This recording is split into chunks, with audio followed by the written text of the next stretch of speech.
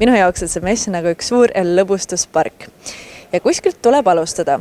Aga kui sa täna kohale ei jõua, siis mess on veel avatud ka neljapäeval ja reedel.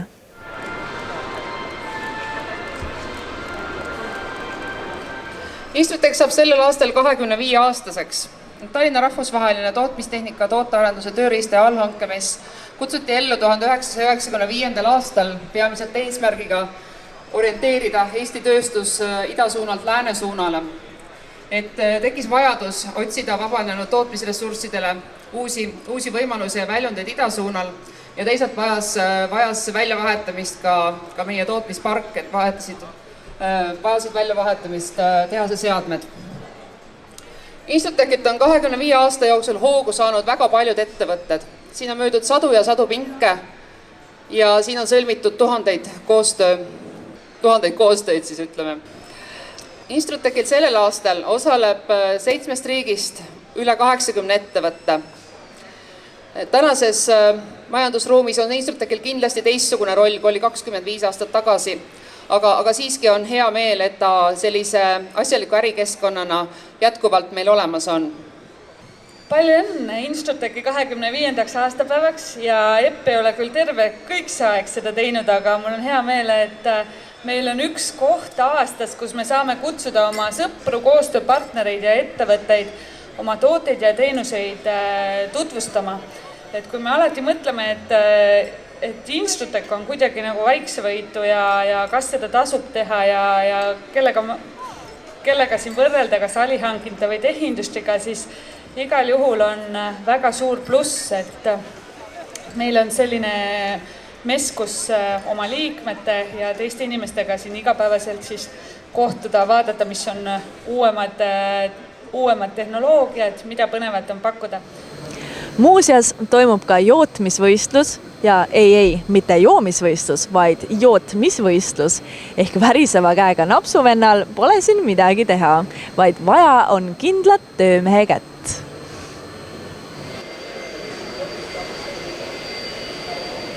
– 3D printer ja 3D skänner.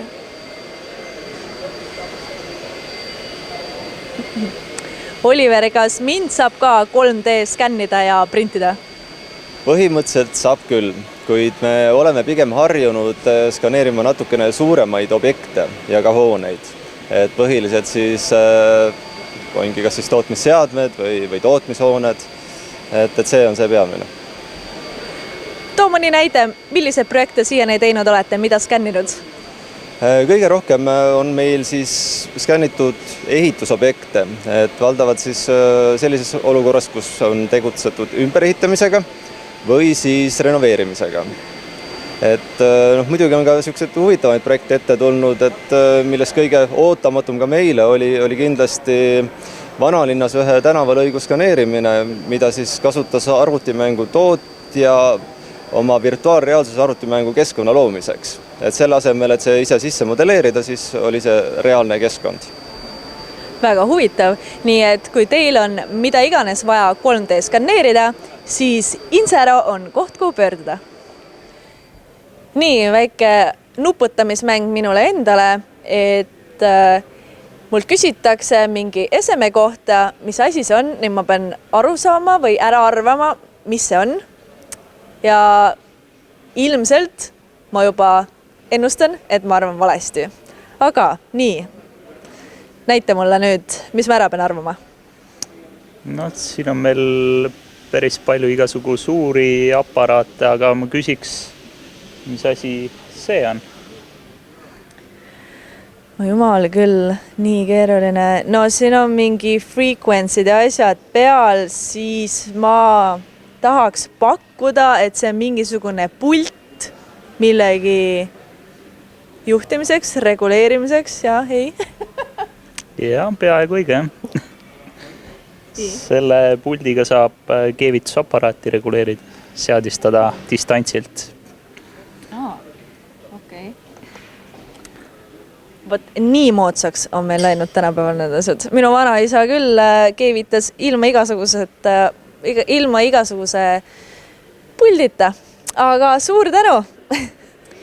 kui sinu ettevõttes ikka veel aetakse lapiga põrandal mustus laiali, siis tegelikult on ju puhastamiseks palju paremaid võimalusi, on mul õigus? On, alati võib võtta abiks masina, erinevad masinad erinevale pinnale, sõltuvalt pinna suurusest, kujust, pinnakattest, mustusest, alates kõige lihtsamast tolmuimejast, põrandapesumasinast, kuivpühkijad, kõik vastavalt vajadusele. Meie poolt ka remont, hooldus, varuosad, tarvikud, kulumaterjalid, sõltumata tootjast.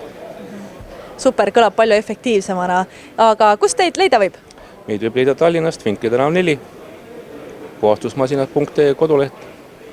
Super. Kogu messil nähtud kallis tehnika on ju vaja kuidagi pakkida ja transportida ning selleks on olemas ka eri suuruses kastid. Ning isegi diivani saab endale kasti kaasa pakkida, igal pool mugavust nautida. Mis sa arvad, mis see on? Minu jaoks näeb see välja midagi põrandapesi ja muruniit ja vahepealset. Aga mis see siis tegelikult on? See on diiselküttega soojapuhur. Et kasutatakse siis, ütleme, töökodade ja tööruumide kütmiseks. Okei, no sellega ma panin küll väga mööda, reaalselt. Aga selge, aitäh! Palun. Mis sa arvad, mis see on? Minu jaoks see näeb välja nagu tahvelarvuti, aga ilmselt see seda ei ole. Eks ta natukene on ka, aga ta on selline eriline, kus ekraan on tehtud e-paberist, mis võtab hästi vähe voolu ja mille põhjal saab teha igasugused huvitavaid silte ja suunaviitasid ja muid asju. Video jaoks ta parim ei ole, aga just selliste muuseumi siltide jaoks näiteks on suurepärane. Järmi muuseum on selliseid täis. No ma sain jälle midagi uut teada. Mis te arvad, mis asi see on? Mis sellega tehakse? Minu jaoks näeb ta välja nagu minu kaamera objektiiv, ainult et väiksemas mõõdus. Ja mida sellega tehakse? Mul pole õrna aimugi, ma arvan, et äkki, ma ei teagi, mõõdetakse midagi, jäädustatakse midagi. Otselt ei tea. See on selline kaamera, mis on data streamer ja seda kasutatakse näiteks isesõitvate autode juhtimiseks. Et näete, siin vastas on üks auto, see mudel on küll juhiga variant, aga sellest on ka ilma juhita variant ja selle kaamera abil siis leitakse see autole sobilik liikumistrajektoor ja vaadatakse, et inimestele otsa ei sõida ja kuskile vastu seina ei sõida. Vau, okei, selle peale me üldse ei tulnud. Ja jälle ma sain targemaks. Aitäh! Okei, küsimuste vooru otsustasin ma siinkohal lõpetada, kuna asi läks juba piinlikuks ja mu skoor oli 0. Aga siit messilt tasub läbi tulla ka minusugusel võhikul, sellepärast, et mina olen siit täna väga palju huvitavat teada saanud. Kohtumiseni!